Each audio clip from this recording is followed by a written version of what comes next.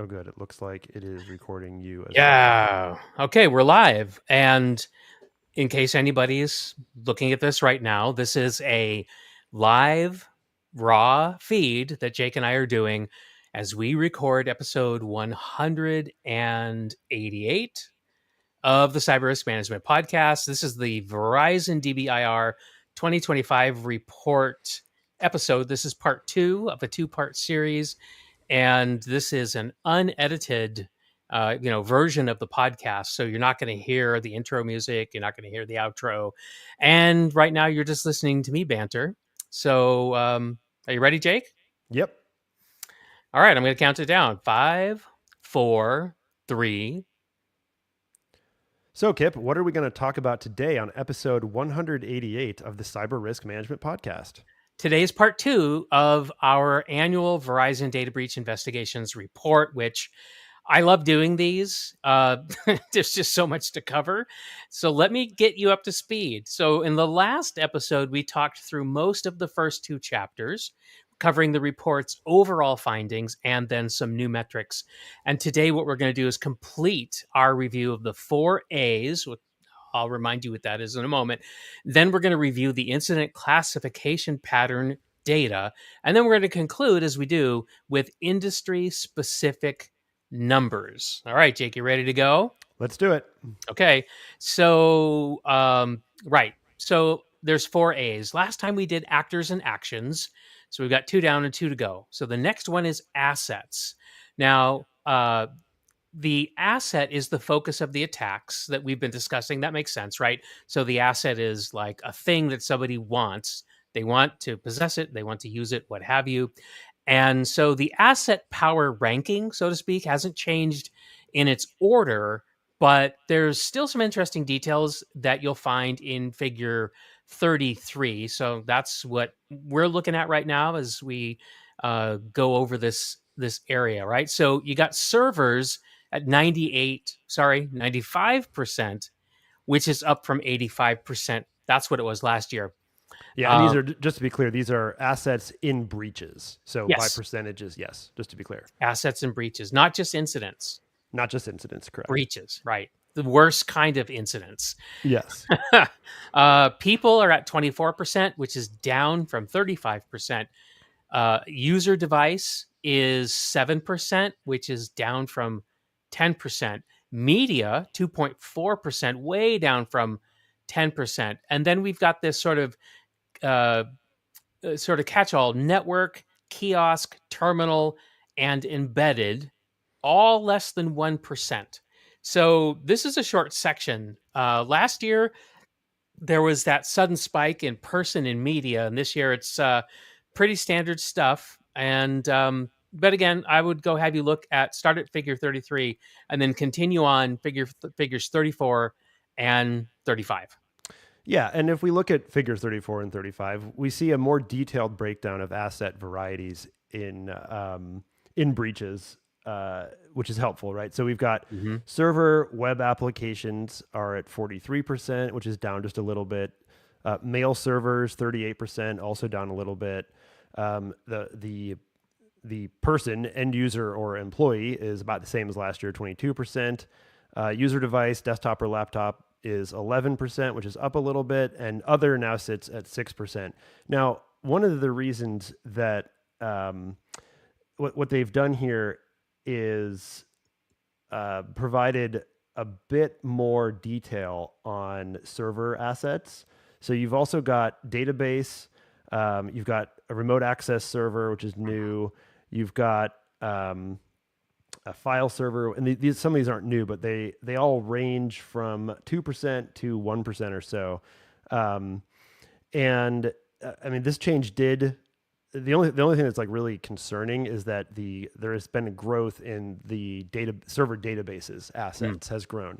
And just keep in mind that the reason that there was such a big fall off in file servers is that last year was that MOVEit related spike, the MOVEit breach, and that obviously directly targeted file servers by definition. So it kind of artificially inflated that.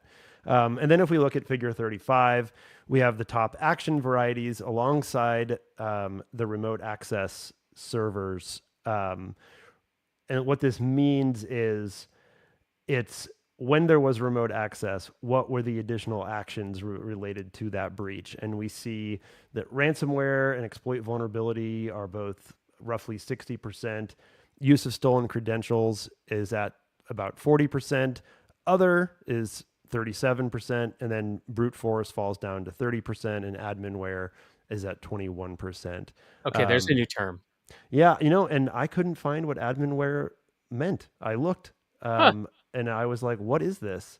And my guess is that it is um, anything that allows the administration remotely. So I suspect it's just that desktop kind of remote server Well, yeah, and I access. wonder if a remote access Trojan would fit into this category It might, it or might. anything like it. Any kind of a remote code execution or remote command execution or anything like that. Yep. All Okay. right, well, take us home on the 4As, Kit. Okay, so attributes, and this is related to Varus. Now, Jake, you want to remind everybody what Varus is? It's an acronym, yeah. It is, and of course you asked me that, and I don't have it handy, but I can probably scroll rapidly to find it. I'm sorry. Um, I thought you'd have it right at your fingertips. You love I definitions, so I just thought I telling you right. do, but that one That's okay. is You scroll, I'll talk. Okay, now yes, these attributes, this has to do with the effects of the incident, right? So confidentiality, integrity, availability are in figure 36, right? Now, confidentiality impacts, well, those are data leaks. Integrity impacts, right? That's where your data isn't what it's supposed to be.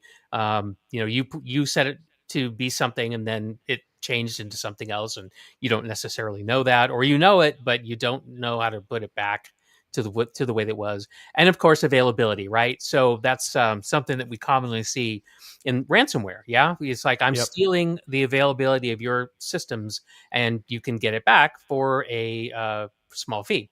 Now, figure 36 shows how often each of these three CIA attributes are impacted over time. And these numbers that I'm about to give you don't add up to 100% because, incidents sometimes affect more than just one attribute. Yeah. So availability has been north of 60% this year and for the last 2 years, and it's at 61% this year. So availability is the thing that we seem to be getting creamed on more than anything else. sort of. Confidentiality, well, yeah, but confidentiality is now taken the first place, right? Yep, it has. Yeah, 68% of all incidents, right? So, and of course, just perhaps goes without saying, but 100% of breaches are confidentiality breaches the way that it's defined in here. By definition, yeah. Hmm. Yep. Um, and while allow me to interrupt with Varus, Okay. so this is why I forgot what it means. It's the vocabulary for event recording and incident sharing framework. It's really just it is just all of this vocabulary, whether it's things like server, database, person, user, end user device. That all of these are Varus terms. It's the vocabulary that allows us to talk about this stuff meaningfully. That's what that's really all it is. Yeah. It's very Okay. important. Yeah, well, it is, and that's why I wanted to take a moment and kind of refresh on that. So, thank you. All right. So, in terms of these various attributes and the impacts, we've talked about how confidentiality is in first place, availability is in second place, and then here comes our good friend integrity. 51% of all incidents affected integrity, and so what we're seeing is these modern attacks are affecting, right, the whole CIA triad, or more than one anyway, right? So now Yeah. last year the chart had 38% for confidentiality and what, roughly 33% for integrity. So Yep. it's a complete change up this year. It is, and I think it's the reason is that old school attacks really did only impact one of these attributes, and bad guys have just realized we can cause more havoc, get more money, do whatever it is we need to do if we actually target all three. Yeah, So it's like, hey, we're here, let's tip this over too. yep, Okay, now we've got some new data about the data in confidentiality breaches. Okay, so and I believe this is figure 37. On page 34. That may be too many numbers, but here comes some more. So, internal data is a target. So, it's explicitly gone after in 50% of all the breaches. Personal data shows up in about 32% of breaches.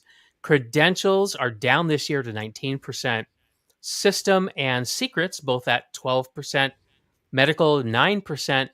Uh, Bank information, 6%. Sensitive personal data, 4%. Session keys, 3%. Then we've got our other category at 1.4%. And interestingly enough, payment data way down at the bottom, 1.2%. Yeah, and I'll mention that in a second. But the growth of medical data as a specifically compromised data variety is pointed out as, quote, worth pointing out by the DBIR team. They opine that it is a result of the medical industry simply getting more attention from ransomware operators and is probably going to continue to increase. And if you look at page 38, what we'll find is that it shows how medical data dipped to almost last place last year, Mm-hmm. but is I mean, it's back up to first place, Yeah. followed by bank and sensitive personal data.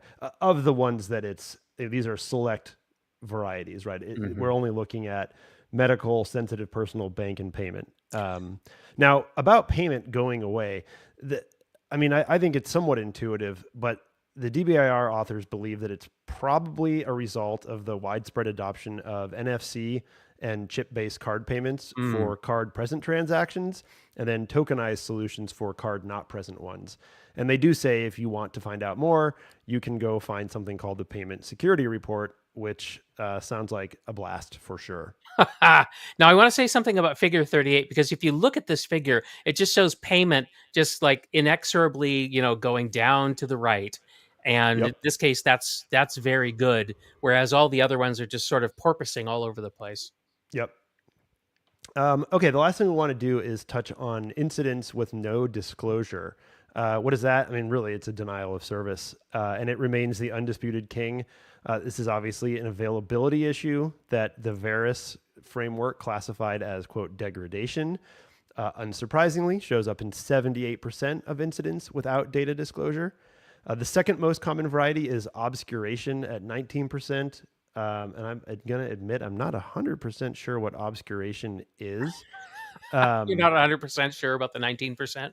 but it's only 19%. And then slowly creeping upward is this interruption at 2.3%. And that a lot of it has to do with third-party service providers. Mm. And that is, one of the themes of this year's DBIR is the importance of third-party service providers. And we could see interruption getting even more prevalent. All right. Okay, nice. All right, so now we're about to go into uh, incident classification patterns, but first I want to look at page 36 of the report. So that's right before we transition into the classification pattern. So discovery, method, and timeline is the header on the page.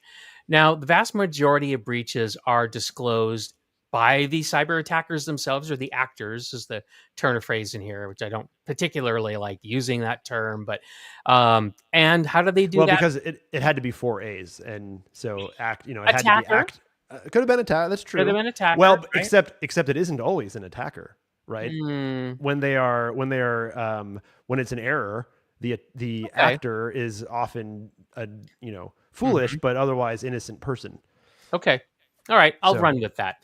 yeah, However, um, what we're seeing is that the vast majority of the breaches are disclosed by the actors themselves. So that means the first time you hear that you've been breached is from the person or the group that's breached you, which I don't know if I prefer that over having, Brian Krebs call me up and ask for comment before he runs the piece on how I've been breached. But when it happens, when the actors are doing it, you're getting a ransom note, pleasantly worded, which is ironic, or when your data shows up in the dark web and possibly is up for auction.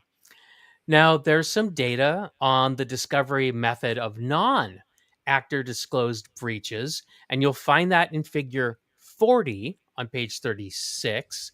Um, let's see here. Infrastructure monitoring catches about 18%, and employee reporting 14%. And thankfully, customer reporting down at 10%.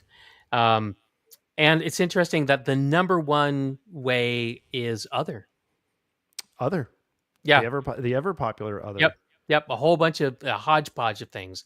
All Yep. right. Now, dwell time. It's improved by about 6 days. So between 2022 and 2024, and that's actually more impressive than it sounds because real numbers are 30 days to discovery in 2022 and only 24 days in 2024. So that's almost a full calendar week of improvement. And geez, Kip, would you like 6 days of not being tortured? Yes, please. I think so. Yeah. I'll take that. Sounds like a good deal to me. All right, now let's go on to incident classification patterns. All right, so lost and stolen assets have like half a page going on here. But this signifies the fact that the stats just really aren't changing. You either encrypt your laptops and thumb drives and lose them, or you don't. So you can look at page 39 just to kind of refresh yourself here. But I want to look at figures 43 and 44, same page. Now, this figure, let's see, which one am I looking at here? 43. Okay, so actually, they both. No, yeah, 43 shows incidents over time, and I am glancing at the report because I've got it up here on my screen. So let's just focus on the changes because there are some. Denial of service falls by almost half, down to roughly 30%. And it gets overtaken by system intrusion, which is now up to 35%. And social engineering holding steady, maybe a little bit of growth, around 20%. And everything else is pretty flat with no changes really worth looking at. But what about breaches, Jake? Well, thank you for asking, Kip. The big Mhm. news is that system intrusion just goes up and up and up, while those old miscellaneous errors really fell back down to earth. And it's, to kind of give you a sense here. So, system intrusion is now over 50% of breaches. And that gap has only widened with second place, which is social engineering, again, as it should be, of course, which is, call it 20% Yeah, ish. It's hard to say. maybe just under. Maybe just under. Miscellaneous errors is now tied in third place with basic web application attacks, which are actually up a little bit from last year, at maybe 15% ish. And then everything else is hovering around below 10%. Yeah. Um, And it's striking when you look at this because system intrusions are just it just taking spiked. off like a rocket, or at Yeah. least a military jet. How about that? Yeah, and it doesn't look necessarily like miscellaneous errors spiked, but it actually really did. It went from fourth place in 2023 at about, again, maybe roughly 10%, to last year, miscellaneous errors was in second place, second only to system intrusion, and it was like close to 30, maybe 25% or so. So that was a big change. Yeah, what I talk to my customers about is systems intrusions and social engineering as being really the two big issues. So we're still Yep. there. So, if you happen to be reading along, we are going to go as quickly as we can through pages 39 through 65, which is a pretty big chunk of report. But this is where you can find detailed information about each of the 8 attack patterns, except for that little tiny half page that lost and stolen assets got. So, we're going to begin again, as you do, because it's always first, with system intrusion. And we learned that despite some shifts in tactics leveraged by the actors that result in a little bit of movement at the top of actions overall, the effects of system intrusion continue to be felt by the majority of industries and orgs of all sizes. Ransomware drove the growth of this pattern and accounts for 75%. That is not a typo. I did not transpose that. of all breaches in this pattern. Mm. Last year, we saw exploitation of vulnerability take first place after a huge spike, but this year things are much more narrow. Even though exploitation of vulnerabilities remains in first place at around 20%, credential abuse is right there at 17%, and phishing is up as well to maybe 10% or so. So if you like, it's hard to. Well, I suppose we could actually show you what it looks like on screen if we were prepared to do that. But I'm not. there's just imagine the first place line going down and the other two primary vectors going up, and that's pretty much, and they're all kind of meeting closer and closer. Yeah, it's a So convergence. it's a convergence, yeah. And while the move it breaches are over, we find that something called MageCart took its place. And Kip, I don't know that you and I really talked much about the Mm-mm. MageCart breaches. I don't think so. No, we didn't. They were related to online retail operations and apparently accounted for a lot of damage. Mm. And honestly, believe it or not, that's all we're going to say about that this year. If you really want to learn more about the MageCart problem, you can either Google it, ask an LLM, or read more in the DBIR itself, particularly around page 43, 44-ish. Yeah, there's like 6 pages devoted to unpacking system intrusion, so there's a lot there. Yeah, and there is one good piece of news this year is that the percentage of people paying ransom is lower than ever before, and shows signs of continuing to drop. I would say this is really good news, Kip, Mm-hmm. for many reasons. So, I mean, one thing it does is result in a lower average payout. It does this because what happened is that the DBIR team got updated data and then actually revised their median payout from 2023 upward compared to what was shown in last year's report. Mm. So just to give you the straight numbers to make it easy, in 2023, it was 150,000. But last year, which again is this report, it was only 115,000. So that's a $35,000 drop in average payments.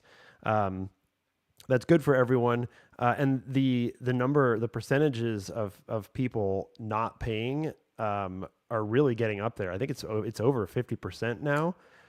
Yeah, but I Which I mean, love to see. but this we shouldn't interpret this to mean people are getting attacked less, though. No.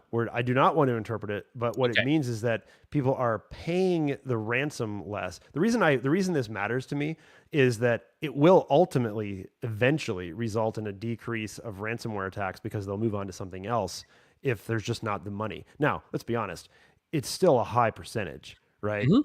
You Yeah, still, I mean, and it's just the ransom amount. It doesn't it is. include It's just the any other ransom amount. expense. No, exactly. And think of it this way. Look, if you gave any retailer or marketer a 50+% conversion rate, they're going to do a happy dance every day of the They're week. going to go all in on that. They're going to go all in on that.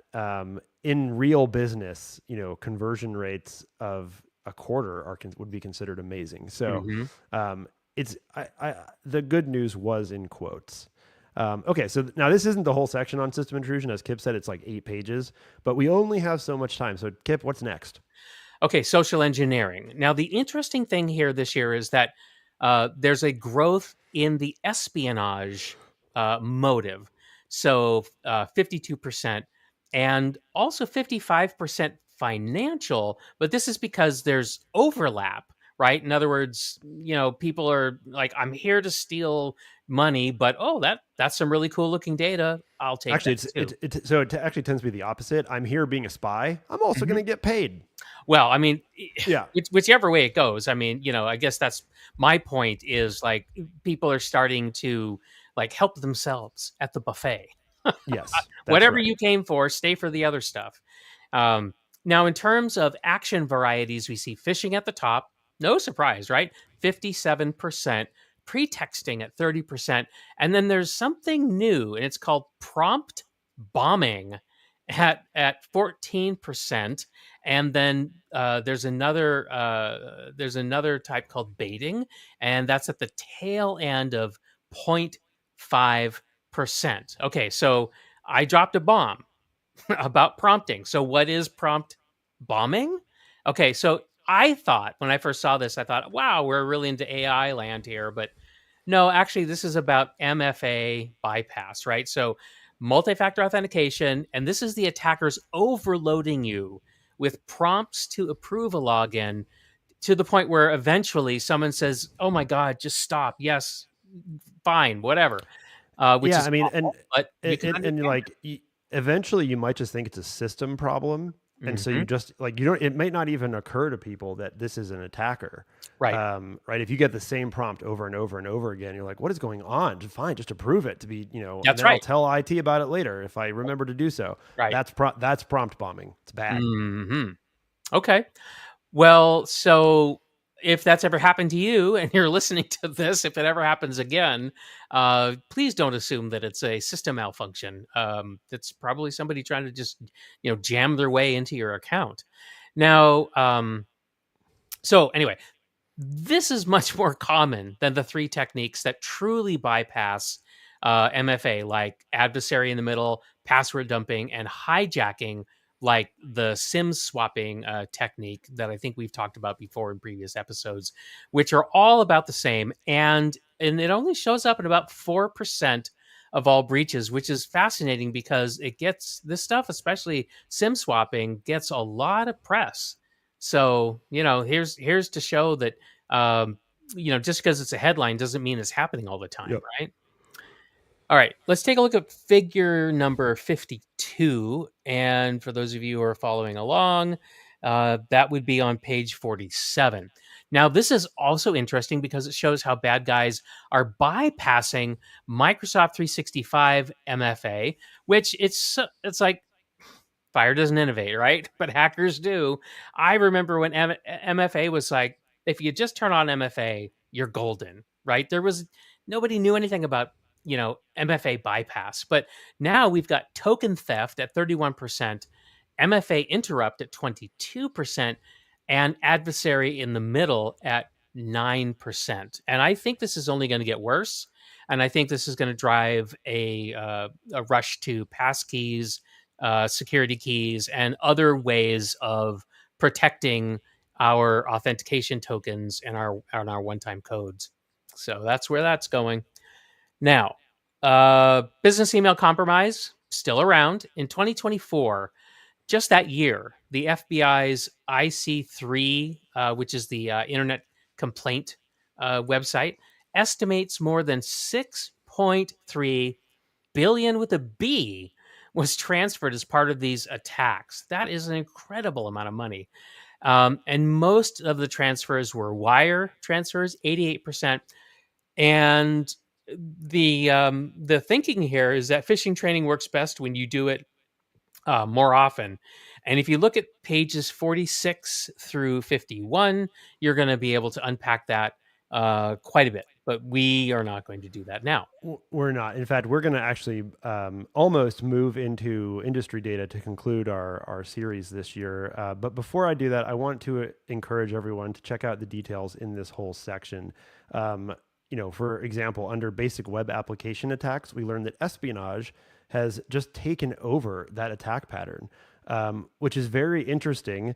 But if you want those details, you are going to have to read the Crack it open. report. And we're not sponsored, but maybe we'll make that suggestion. Not really. So okay. Yes, I think that's those are all things that are worth looking at. All right. So thank you for moving us along. So let's see here. Yeah, we're just gonna have to leave you hanging. I think it's time to look at the big picture of industry data, Jake. I think so. Let's So do the it. DBIR explains at some length why you shouldn't look at the raw numbers of incidents and breaches and draw conclusions about the state of security in an industry or a given industry's likelihood of being Yeah, attacked. and we do say this every year, but it's always Mhm. true. Yep. So when you check out the data, not if, but when, you need to keep that in mind. And I say when because this is some of my most favorite data to present to senior decision makers. They often will find a reason to excuse aggregated data, but when you bring them industry specific data, it's more difficult for them to shoo it away. Yeah. So okay, so this year they did a bit of a reorg, as they say in the report, and it now only covers 5 industries in detail instead of 9.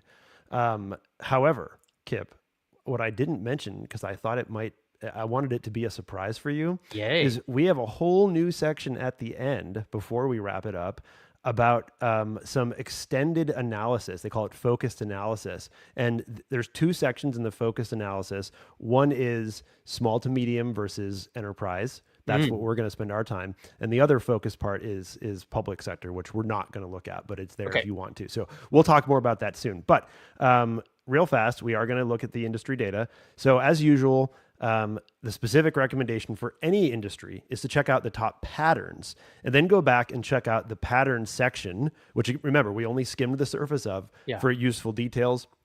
As we say every year, we concur strongly with this recommendation. And then if you're looking for those cool heat map charts, those are located at pages 69 and 70. This is where you find those pattern, action, and asset organized by industry code, the NAICS code. So, Kip, what are we looking at first? Oh man, I just love these charts because I'm a very visual learner, and my eye has fun jumping around from one colored cell to the next. But let's look first at finance and insurance. That's NAICS 52. Now, the top patterns in this industry, which collectively account for 74% of all the breaches, are system intrusion, social engineering, and basic web application attacks. Now, that's a little different from last year, which included a lot of miscellaneous errors. But I think you probably remember that, we said miscellaneous errors took a nosedive in general, and it's kind of showing up here as well. Now, sticking with the same industry, threat actors are 78% external, which is up from 69%. And then 22% of the threat actors are internal. Now, the primary motive at 90%, which I guess it makes sense, this is where the money is financial, and only 12% for espionage. Now, the data compromised for the financial and insurance industry is first personal at 54%. We have our grab bag of other at 44%.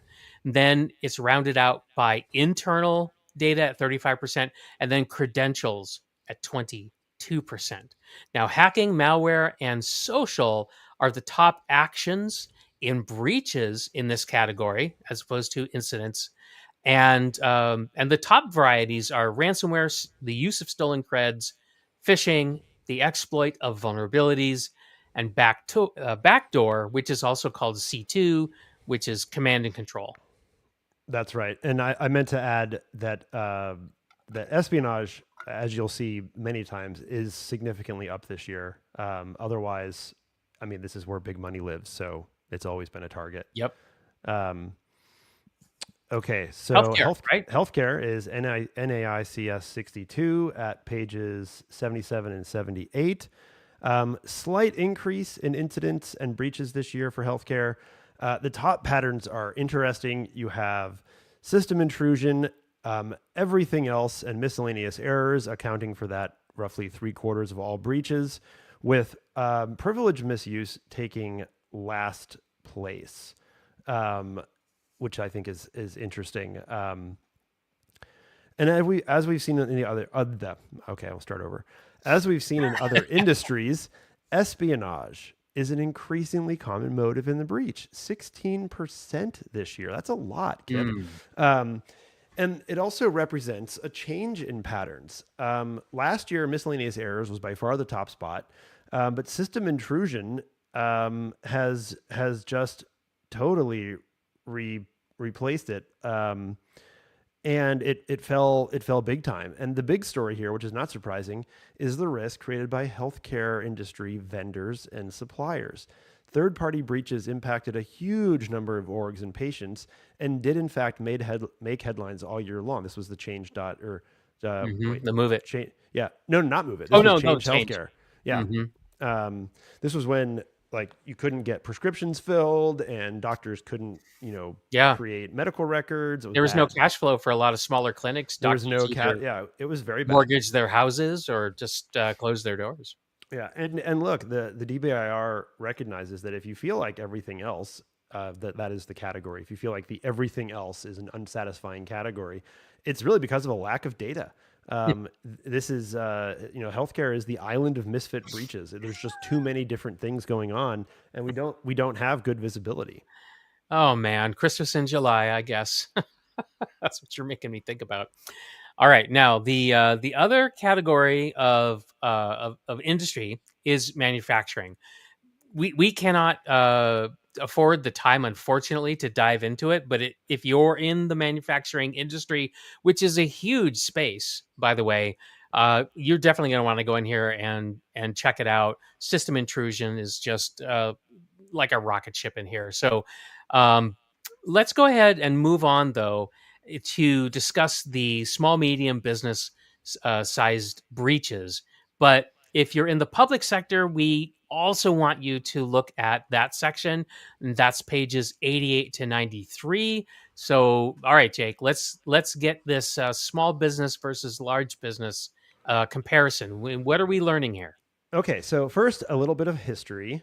So, way back in the sands of time in 2013, the DBIR noted significant differences in the threat landscape between SMBs and enterprise victims. I mean, this is obvious, right? This is Mm, obvious stuff. Back in 2013, if you were a big org, you simply faced different threats than small orgs, right? yeah. Now, in 2020, when they did this analysis again, so 7 years later, the differences were far less noticeable because most business began to kind of coalesce around the same set of tools and the same set of protections.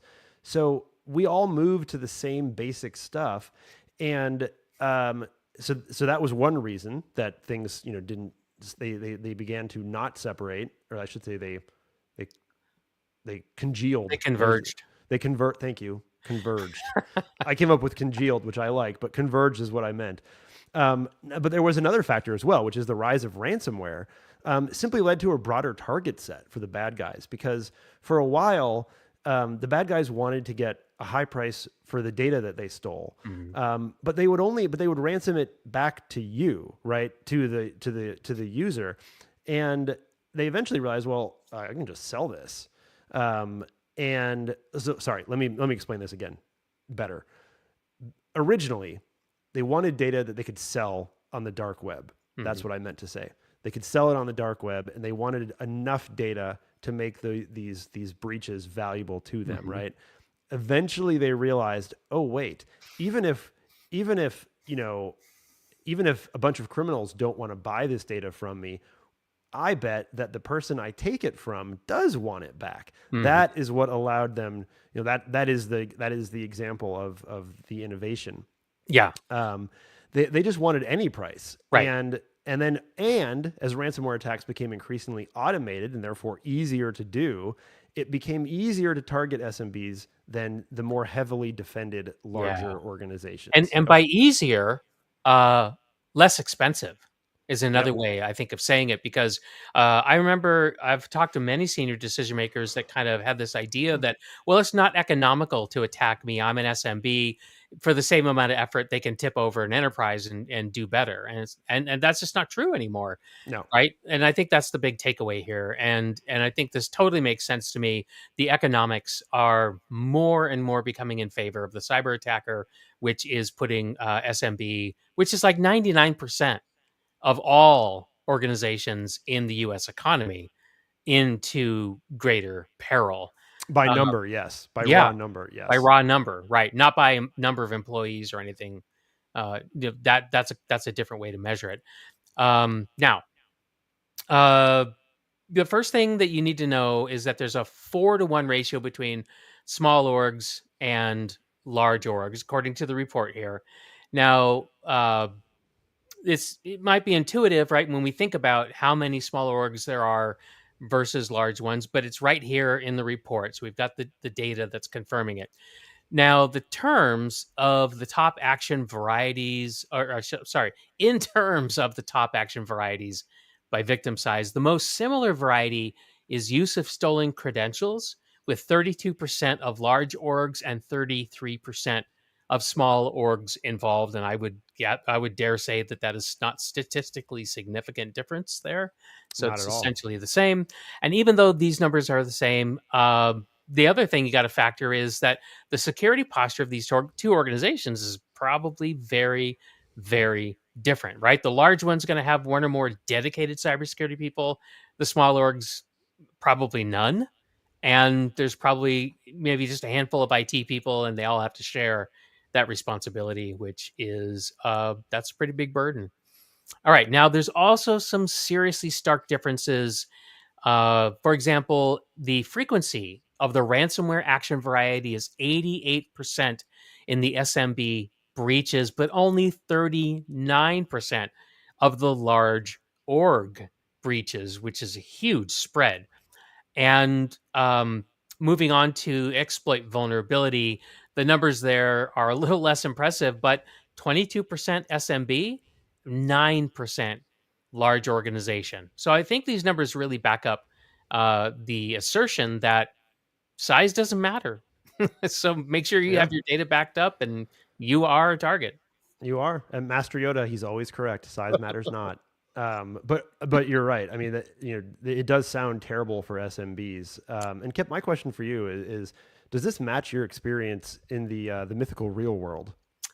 The mythical real. Yeah, I realized when I said it that was like mind bending. I The love act that. the actual real world. How about that? Um, Yeah, it really does. And what's striking to me is I loved it when you actually loved it when you said the mythical real world, because we're talking about the reality, but a lot of SMB leaders are still sort of living in this fantasy that they're not. Oh, you mean the mythical real world? Yes, that's Hmm. right. Yeah, it's true. Okay, I like it. Now I like it. I meant it. I meant Yeah, it. of course you did. Yeah, wasn't in the script, but I meant it. Of course you did. Okay. So yeah, I mean, I agree with that. Now the other thing that I love about this focused analysis is we also get a comparison at figure 90, and if you want to follow along, figure 90 is on page 86. Yep. Um, of the top actions, again, these are all going to be organized by victim org size. So there's a tiny bit of good news for SMBs here, and this is also quite intuitive.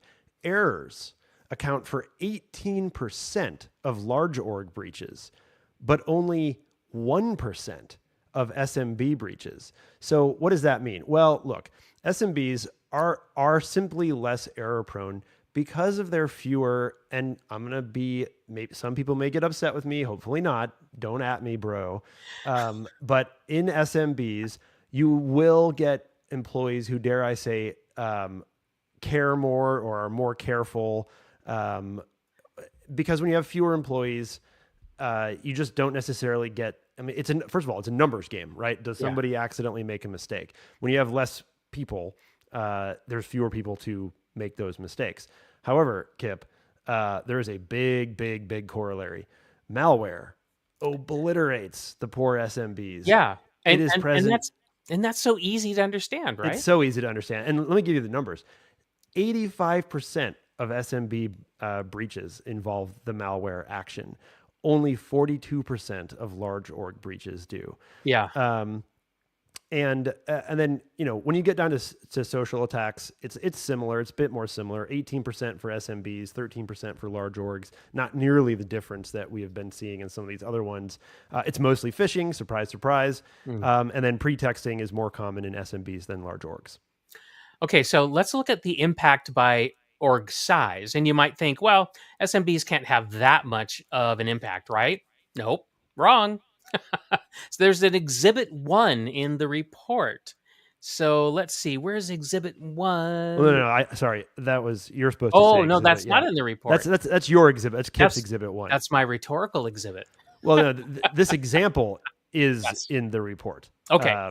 So the national public data breach, right? So national public data is the name of an organization that got breached, right? And I don't remember hearing it. I mean, I think I might have heard about this, but it didn't like we didn't do an episode on it as It's far as I no, remember. no, and it's small, so it's only 20 people. Nobody would have recognized that name, but 2.9 billion records into the dark web as a result of that breach. And I love the way the DBIR says it: the mouse that roared. Indeed. Yeah, and it's interesting, Kip. I could have given you maybe a little bit more detail on this, though frankly there isn't a huge amount. But essentially, this company, nobody actually knows how many employees it has. The estimate is from 1 to 20, Hmm. and the number was never actually disclosed. But we're talking an undeniably small Right. SMB type And in of company. control of almost 3 billion records. It says something Yes, about, like, because Kip, it aggregated data for use in background checks, yeah. but that data was breached, and it was 2.9 billion records up for sale, including social security number, date of birth, and addresses, and it included U.S., Canadian, and UK citizens. Bleh. So Thanks, National Public Data. almost the whole Anglosphere. So, um, okay, now you know who's to blame. I didn't even put this in the script. It's organized crime. I mean, it is organized crime, but it's going to surprise absolutely nobody that nation state actors target large orgs at a much higher rate than they do small orgs. Hmm. And it also should surprise no one that even though these numbers are small, that system admins and end users both impact large orgs far more often than small orgs. Again, these things all make sense. So, and actually, I guess it is worth pointing out, organized crime disproportionately does target small business. But I say that, but like even the large businesses are targeted by organized crime around 80% of the time, versus like 95% of the time for small businesses. So there you go, Kip. That is everything but the public sector, which people should feel free to take a look at. And then, of course, the regions, which Yeah. we stopped including in our podcast version, not because we don't care, but because we just don't have time. Yeah. And without going to a part 3, but we Yep, figure two parts is plenty. And you're going to have to get into the report anyway. If you like anything you heard, I mean, we can only skim across the treetops here, really. indeed. Okay, that wraps up this episode of the Cyber Risk Management Podcast. Today we did part 2 of our analysis of the 2025 edition of the Verizon Data Breach Investigations Report, the dear old DBIR, because we wanted to see what we could learn. We learned a lot. So we'll see you next time. See you next time. Dun, da, da, da.